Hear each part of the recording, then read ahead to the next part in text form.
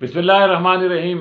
باتیں میڈیا کی کے سلسلے کا ایک اور پروگرام ماہ ربیع الاول کے حوالے سے، اور آج بھی وہی سلسلہ ہے جو ہم مناجات، اچھی مناجات پیش کر رہے تھے، اور بعد میں حمد اور نعت بھی کریں گے۔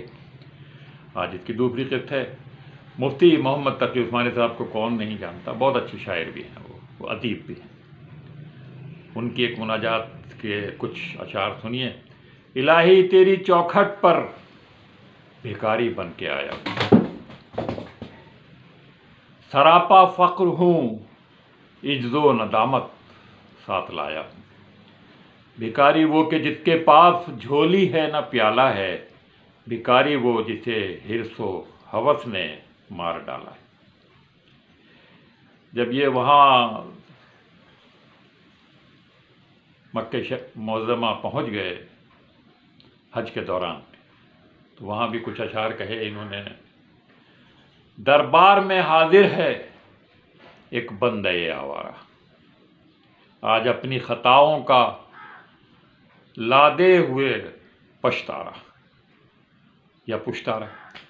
برگشتہ و درماندہ بے ہمت و ناکارہ، وارفتہ و سرگرداں بے مایہ و بے چارہ۔ یا رب میری ہستی پر کچھ خاص کرم فرما، بخشے ہوئے بندوں میں مجھ کو بھی رقم فرما، کر دے میرے ماضی کے ہر سانس کا کفارہ۔ یہ مفتی تقی عثمانی صاحب کے اشعار تھے۔ عزیز اللہ غالب صاحب کا ہم نے اس سے پہلے ذکر کیا ہے، اور ایک آدھ شعر اور بھی ان کا میں آپ کو سنا دیتا ہوں۔ خطا میں ہوں عطا تو ہے، مرض میں ہوں دوا تو ہے، طلب تجھ سے میں کرتا ہوں، حقیقت میں سخا تو ہے۔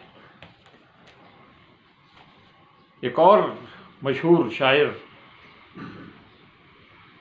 امداد نظامی کراچی سے کوئٹہ چلے گئے تھے، وہاں ایک اخبار کے ایڈیٹر رہے، شاعر بھی بہت اچھے تھے۔ ان کا ایک شعر سنیے کہ میرے مالک مجھے وہ حوصلہ دے جو میرے غم کو بھی راحت بنا دے۔ جو آفت میں نے جھیلی ہے، جو آفت میں نے جھیلی، اس سے یا رب تو اپنے سارے بندوں کو پہنچا لے۔ اطہر نفیس عباسی، یہ بھی ایک نوجوانی سے شاعری کر رہے ہیں، اور اب مستقل جدے میں ہیں، اور وہاں اردو کی بڑی خدمت کر رہے ہیں، مشاعرے منعقد کراتے رہتے ہیں، ادبی محفلیں کراتے ہیں۔ وہ جب حج پر گئے یا عمرے پر گئے تو انہوں نے وہاں کہا کہ حاضر ہوں میں دربار خدا، ملتا ہے سکون کعبے کی آغوش میں آ کر، جاتا ہے یہی راستہ فردوس کے در پر، یہ مرکز انوار عبادت کا ہے محور، ہر لمحہ یہی آئے صدا داور محشر۔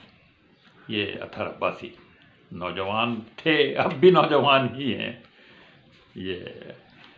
تو یہ دوسری قسط تھی مناجات کی۔ اگلی قسط میں انشاءاللہ انور سعید کچھ اچھی اقتباسات ہم سے لے کر حاضر ہوگا۔